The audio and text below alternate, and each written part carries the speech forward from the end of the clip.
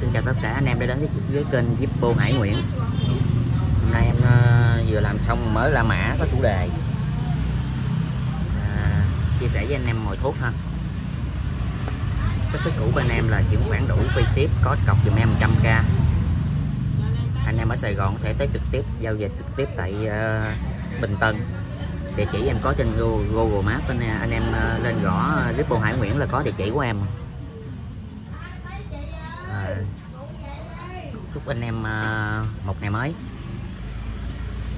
nhiều niềm vui và may mắn. Rồi em xin vô việc. Em lên một con xước còn khá là đẹp. Em lem này là Bộ Tư lệnh Không quân chiến thuật của Hoa Kỳ. Em lem này em dán thêm, và em lem này là em nhập trực tiếp từ eBay về, ở Việt Nam này không có. Dám bao em lem này không có. Anh em mua em lem em có bán em lem luôn nha. Một cái em lem này 50.000 cái.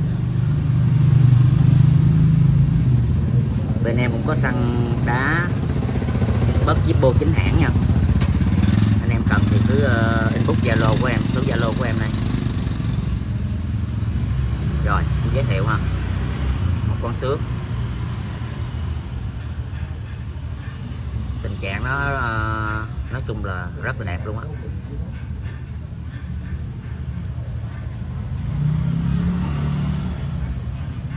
Sản xuất 2005,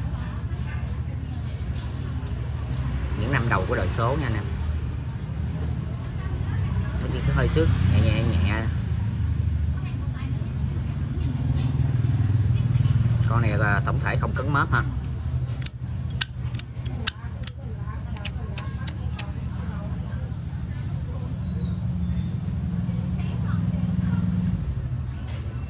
Trên video của em á, thì con nào mà có sửa chữa thay thế thì em sẽ báo trên video luôn. Còn nếu như mà em không bàn về vấn đề sửa chữa thì nó là chưa sửa chữa ha anh em.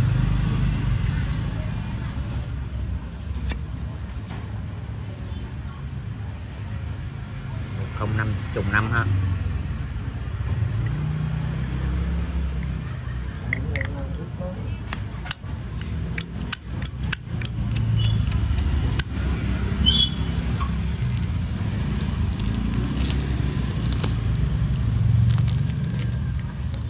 Con thì chia sẻ 350, còn rất đẹp nha anh em. Em lem không 50.000, tính ra con Jeep có 300.000 ha.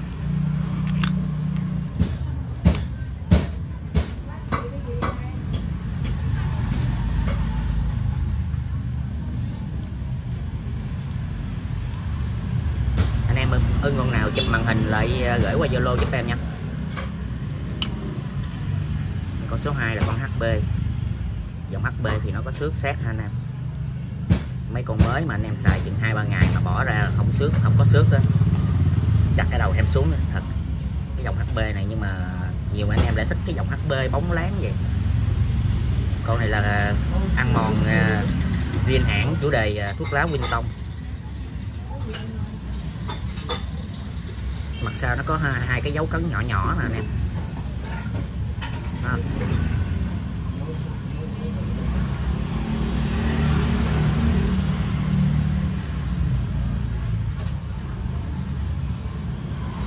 Dưới mọc có dấu chấm kim. Rồi tình trạng nó chỉ vậy thôi chứ không có gì nặng nề.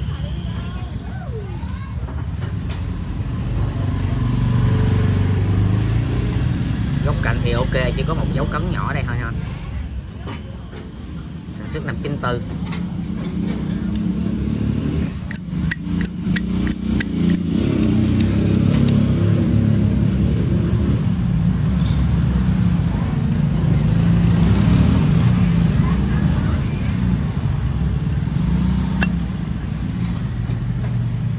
Trùng 5 ha anh em.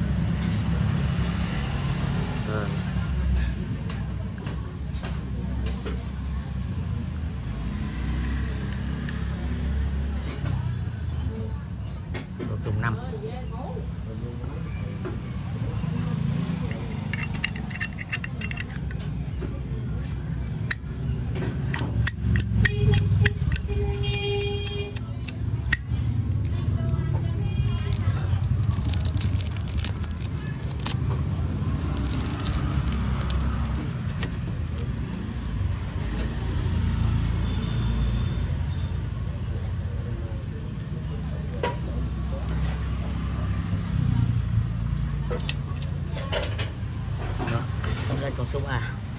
Con này cũng dòng HB.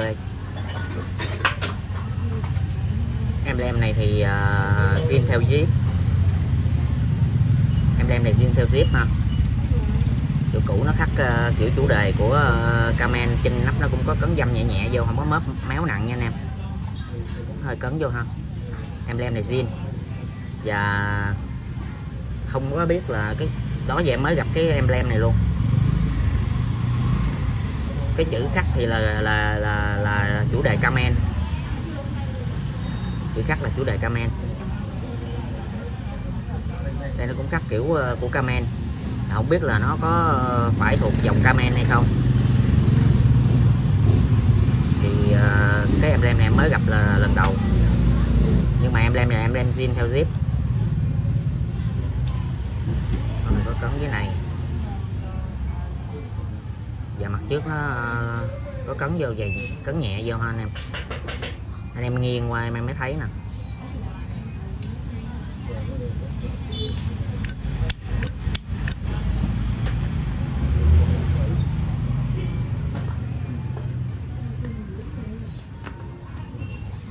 Con này 93. B93. Ruột trùng 5 tháng luôn. Và con này là rõ mọc nha anh em, chứ không phải là mờ ha. Con này là rõ mọc luôn nha. Ruột trùng 5 tháng luôn. 93 thường nó ruột giai đoạn nó mờ mọc.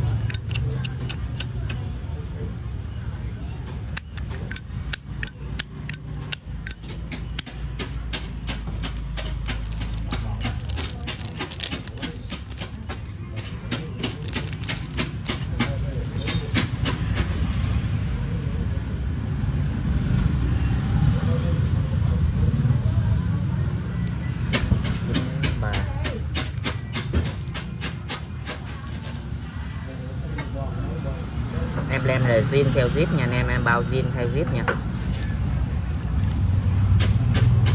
Đây con số 4, một con xước. Con này là emblem này là thuộc một nhánh của không quân Hoa Kỳ, thuộc US Air Force. Con này lớp rơm nó cũng đẹp nè. Rơm nó cũng khá đẹp.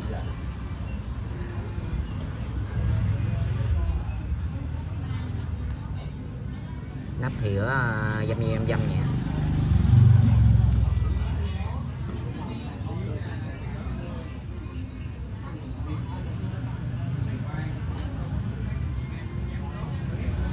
Có dầm đầu kim ha.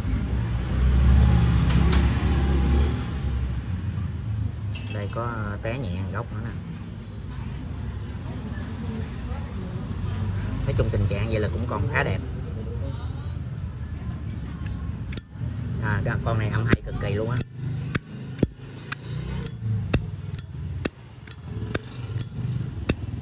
Anh em nào thích chơi âm là chơi con này.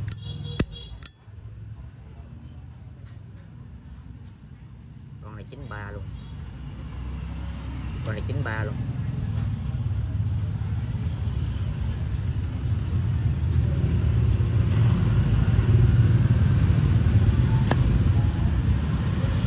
Ruột mờ mọc.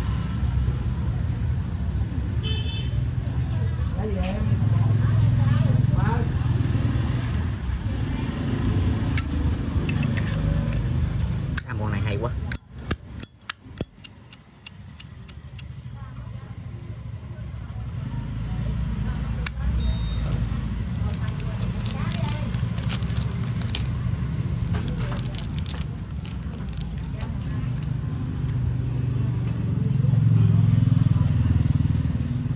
Chia sẻ con này anh em 520.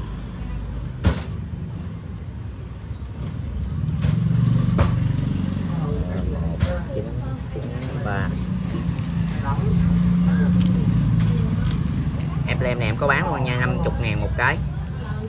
Emblem này là dán thêm nha. Cái nào em dán thêm em nói dán thêm, còn nói là zin là nói zin nha. Lên một con xước nữa. Con này cũng đẹp, chủ đề Hawaii.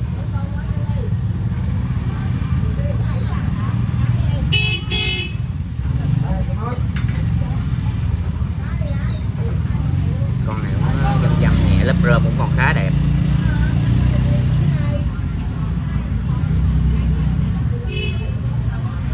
Con này 97. Này nó có dăm nhẹ thôi ha. Lớp rơm nó còn khá đẹp anh em.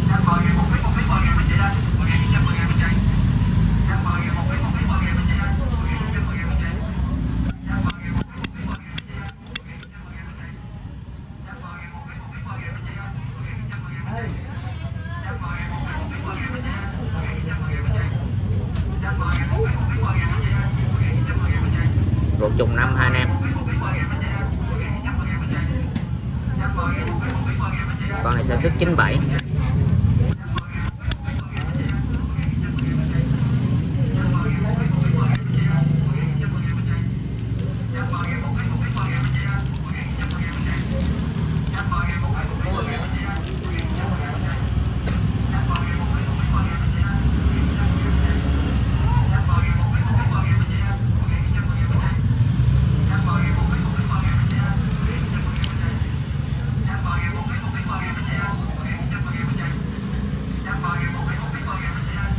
Rồi em lên một con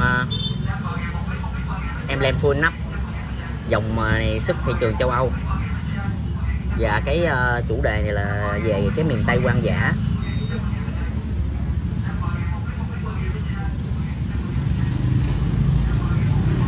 Tổng thể nó lớp rơm nó cũng còn khá ok, có dăm nhẹ. Và những cái dòng mà có emblem mà full nắp á, bên thị trường châu Âu nó giá nó rất là cao. Nên anh em chơi chủ đề chơi Zippo á thì cũng nên tìm hiểu thêm về những cái chủ đề rồi trên cái Zippo. Bởi vì trên Zippo á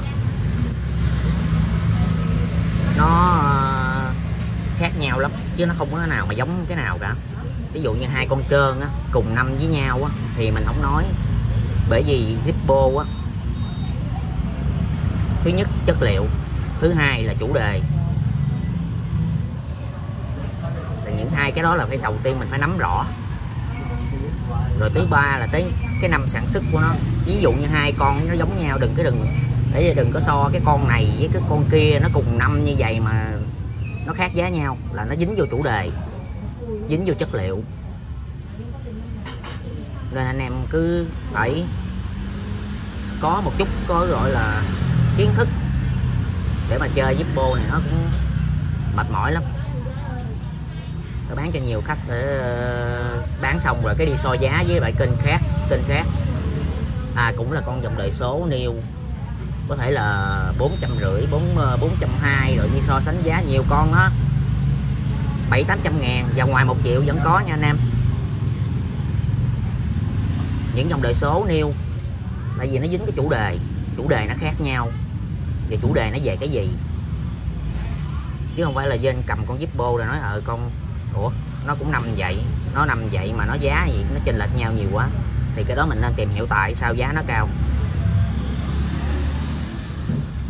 Thứ nhất chất liệu, thứ hai chủ đề nha anh em, cứ nhớ vậy ha. Có những con đời số ví dụ như vàng khối đi, cả 100 triệu đó. Không nói, đừng nói tới vàng khối, titanium, nó nhiều chất liệu lắm.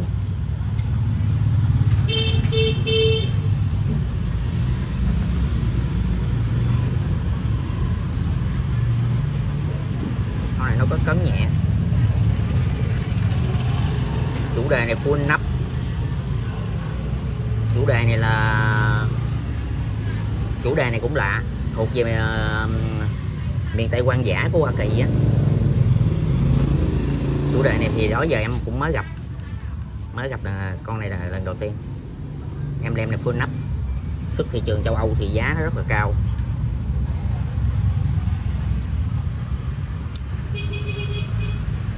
Con này sản xuất 99.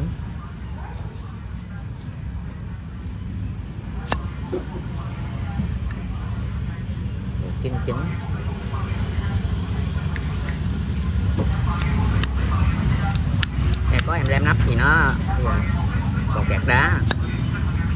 Con này còn kẹt đá để xử lý sau, để em thông đá sao. Anh em chốt thì em sẽ thông đá. ruột cũng còn khá đẹp.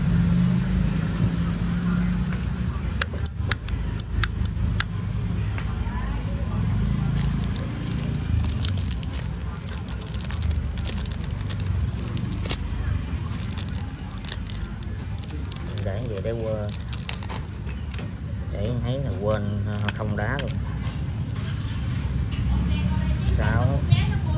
600k 1999. Rồi em lên con Camel. Camel này là Camel Midnight nha anh em, nhưng mà cái lớp Midnight nó tróc ấy nhiều quá nên em xả cái bỏ lớp Midnight ra, nó ra HB. Emblem thì là zin, xả ra nên còn rất là đẹp nha anh em. Nó đẹp, cái vỏ nó đẹp như mới luôn, tại vì nó chỉ có lởm chởm thôi nên mình để nó nhìn nó mất thẩm mỹ quá. Anh em thấy cái lớp rơm đó ha, cho anh em coi lớp rơm nên tại vì em xả bỏ ra nên rất đẹp. Emblem này theo zip nha anh em, emblem chủ đề Camel ha. Em quay góc cạnh cho anh em. Đây có cấn nhỏ nè.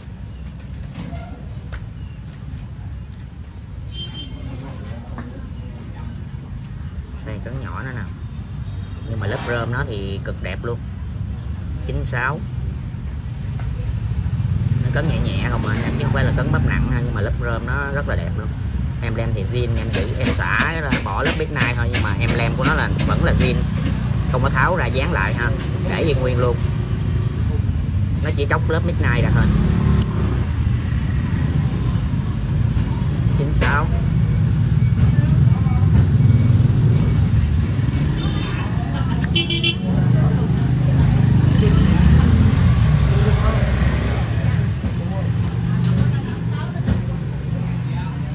Ruột trùng 5 ha anh em.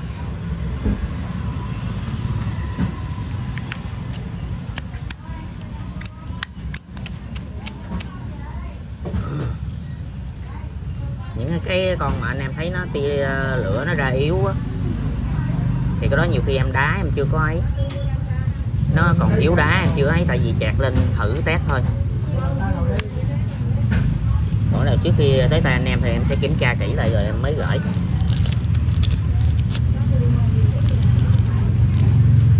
Cái nào ấy rồi còn để em xử lý lại. Còn ví dụ như về anh em xài trong quá trình sử dụng mà nó có lỗi hay là bất cứ về một cái gì đó, cứ nhắn tin báo cho em nha. Em bên em bán bảo hành cho anh em.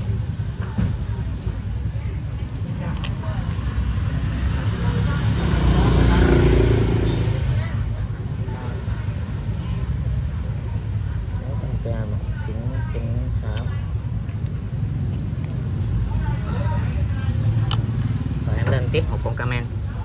Con này là dòng sơn tĩnh điện cốt đồng, sơn tĩnh điện đít lòi. Thì cái dòng này, những cái dòng Camel này ở bên nước ngoài nó rất là có giá trị. Em nói cái dòng gì, cái dòng Camel này nhiều lắm rồi, nhưng mà tại vì nhiều người ở bên mình không có chơi dòng này, ít người chứ không phải là không có chơi, nhiều người ta cũng sưu tập dòng Camel này nhiều lắm. Sơn con này cũng còn khá đẹp.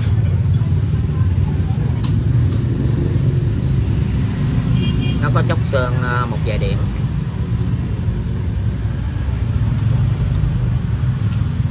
Nó chốc sơn một vài điểm.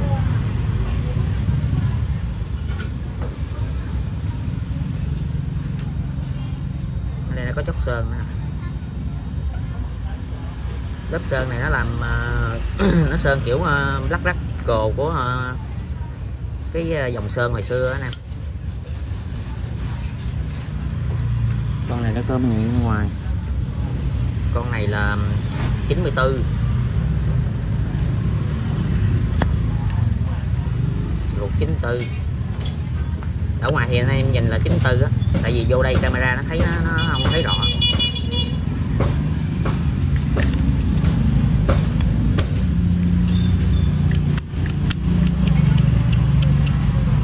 Hết đá rồi. Mấy con hết đá cũng quên.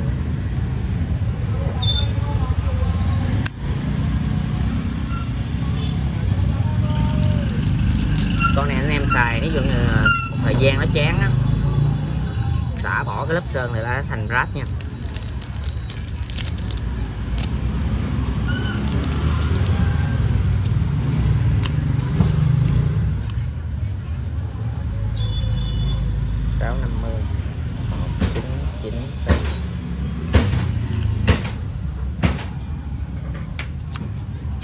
Rồi em lên một con này em lem full nắp nữa.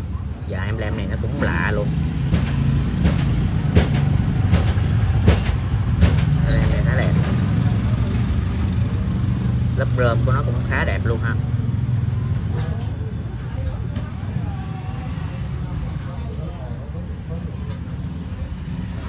Cạnh nó có cắn đây nhẹ.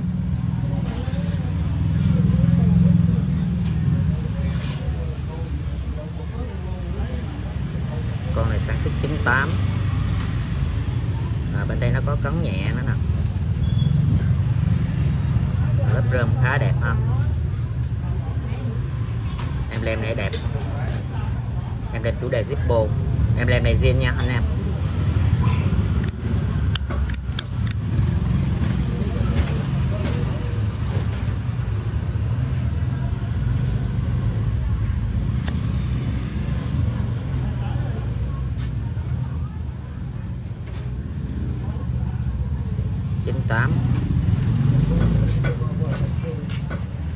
Ruột trùng 5 ha.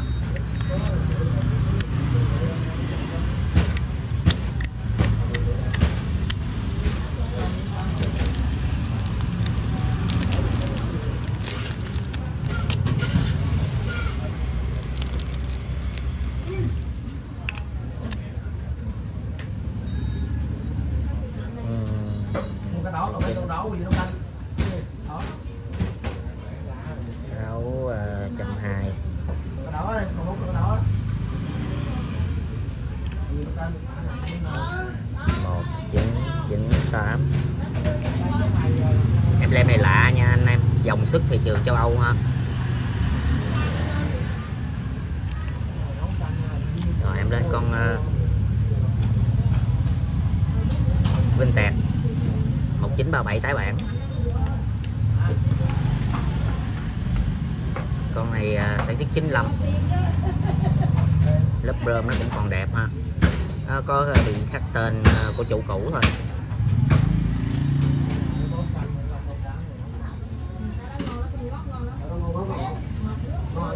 Có té nhẹ góc này.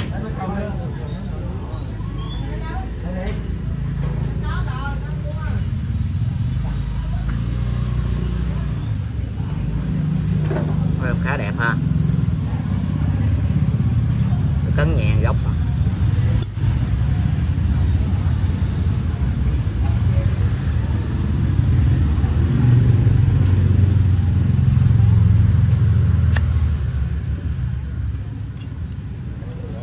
Ruột 95. Ruột này trùng 5 tháng luôn.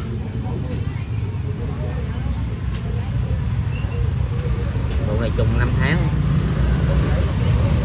Phải không? Trùng 5 mà. Ruột trùng 5 nha anh em. Ở dưới nó xước, nhé thấy không rõ.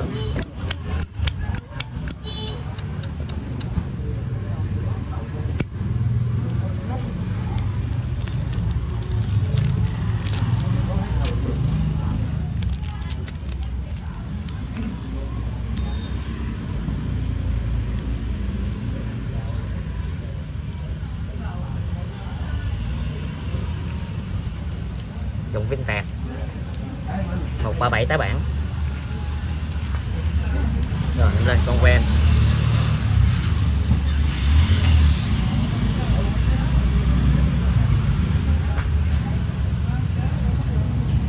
Ven này nó cấn dăm nhiều. Nó cấn dăm chứ không móp méo gì nặng ha.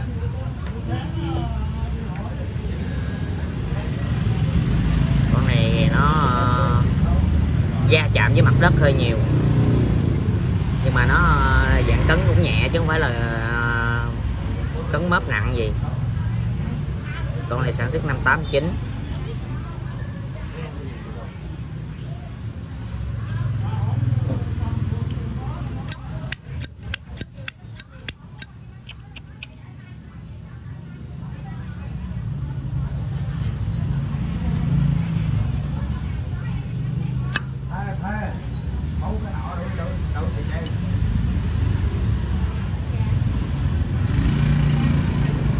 ruột 89 rõ ha.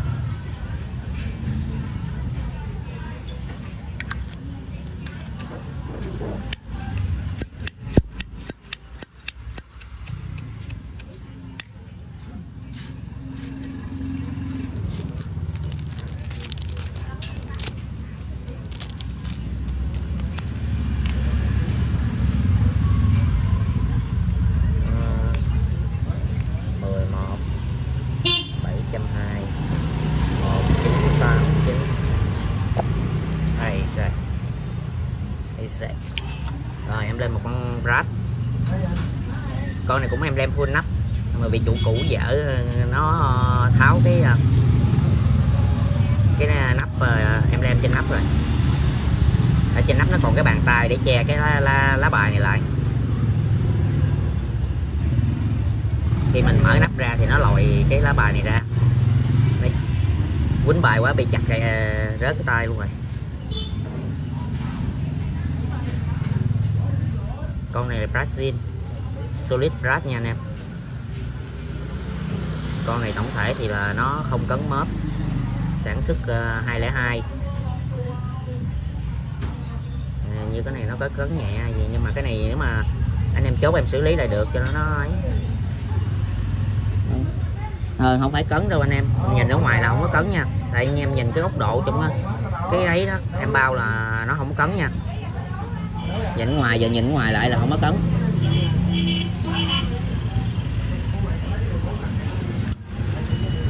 Ruột vàng. Rồi nó tháo cái nghe âm nó hay, thành ra nó tháo nó bỏ. Mấy thằng đó nó phá lắm.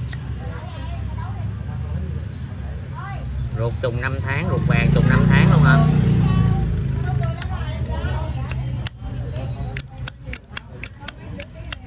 Nếu mà con này mà còn đầy đủ em lem á thì nó không có dưới 1 triệu đâu anh em.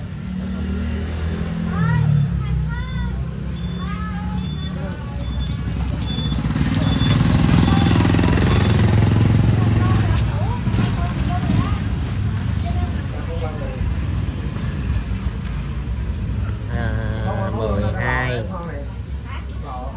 750 2002. Rồi anh em xem thích con nào thì chốt chụp màn hình gửi qua Zalo cho em nha. Rồi em xin xuống video đây nha, giờ vô công việc làm tiếp để soạn đồ để lên clip sau. Rồi em xin dừng video ở đây. Chào thân ái, chào anh em nha.